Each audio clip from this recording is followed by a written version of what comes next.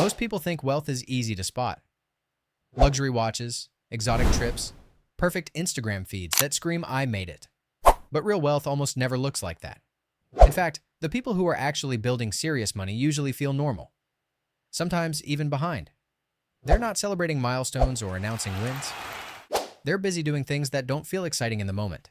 Saving, automating, investing, saying no. Today, I'm going to walk you through 8 subtle signs you're quietly getting rich, even if it doesn't feel that way yet. Because here's the truth most people miss. The people who end up wealthy don't wait to feel rich before they behave like it. They build first. The feeling comes later. If you've ever wondered what different levels of savings actually change in your day-to-day decisions, not just on paper but psychologically, this video is for you. This channel is about understanding money the way it really works, not how it's sold online. Here's something nobody tells you. Building wealth doesn't feel like winning the lottery.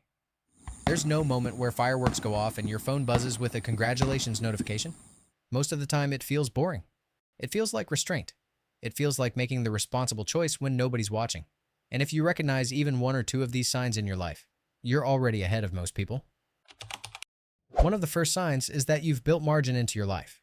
You're not obsessed with extreme frugality, but you've designed your lifestyle so it costs less than what you earn, on purpose. You don't buy things to prove anything. Your spending reflects intention, not impulse. Alex earns $72,000 a year and spends about $50,000. That $22,000 difference isn't just savings. It's flexibility. It's the ability to invest, handle surprises, and walk away from bad decisions. Jordan earns the same amount but spends $75,000. Every raise disappears into rent upgrades, subscriptions, and lifestyle creep. On paper, Jordan looks successful. In reality, every month feels tight. That margin, the gap between what you earn and what you spend, is the foundation of wealth, not deprivation. Control. Another sign is that you prioritize consistency over excitement. You're no longer chasing the big win. Instead of bouncing between hot opportunities, you focus on systems that work quietly over time. You understand that boring strategies, applied consistently, beat exciting ones that rely on perfect timing. Maria invests $400 a month into broad market funds and doesn't check her balance every day. When markets drop, she keeps contributing. Over 20 years, that steady behavior compounds into hundreds of thousands of dollars. Ethan jumps from trend to trend. Crypto, day trading, side hustles. He's always busy, always learning, but rarely compounding. The difference isn't intelligence, it's patience. Another quiet sign is that you have money set aside, and you don't talk about it. You're not paycheck to paycheck anymore, but you're also not advertising it. You've built a buffer, an emergency fund, cash that buys peace of mind. When something breaks, it's annoying, not catastrophic. When bills arrive, there's no panic.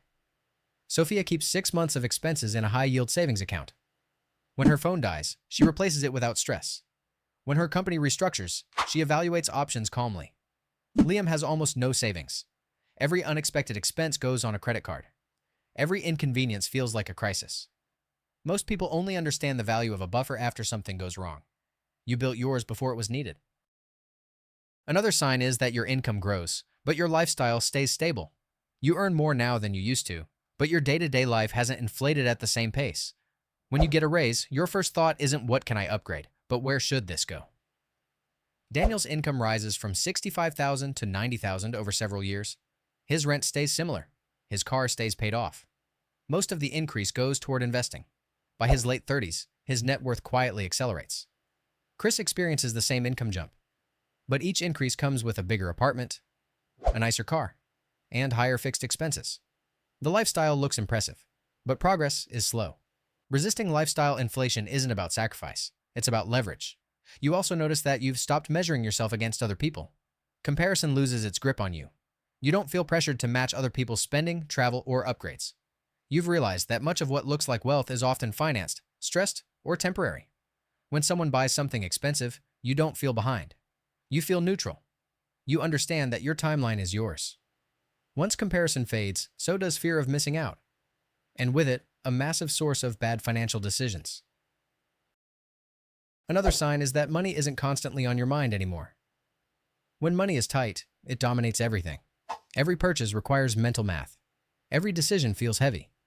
But as your systems improve, money fades into the background. You automate. You plan. You simplify. Nina doesn't obsess over optimizing every purchase. Her bills are automated. Her investments run monthly. She checks in occasionally, not constantly. Tom is always thinking about money, deals, hacks, shortcuts, because nothing is stable. Every month requires effort.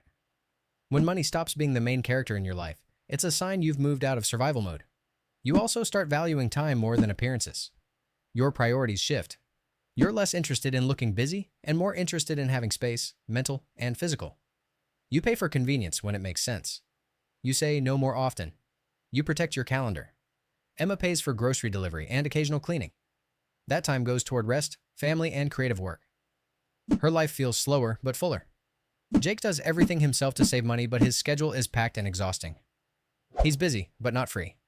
When time becomes more valuable than status, you're operating from a position of strength. Finally, you stop making excuses and start taking ownership. Your language around money changes. You stop saying, "I can't afford that," and start saying, "That's not a priority right now." You focus on what you can control. Aaron earns a modest income in an expensive city. He chooses roommates, limits fixed costs, and invests consistently. He's clear about his trade-offs. Ryan earns the same income but spends years explaining why saving is impossible. Rent, loans, the economy, all real challenges, but also convenient shields against action. One adapts, the other rationalizes. Ownership puts you back in control. If you've seen yourself in any of these signs, even one, you're not behind. You're building something quietly. Something resilient. Something that doesn't need to be shown to exist. Wealth doesn't announce itself. It compounds. So if it doesn't feel like you're getting rich yet, that might be exactly the point. Because real wealth almost always arrives quietly and stays.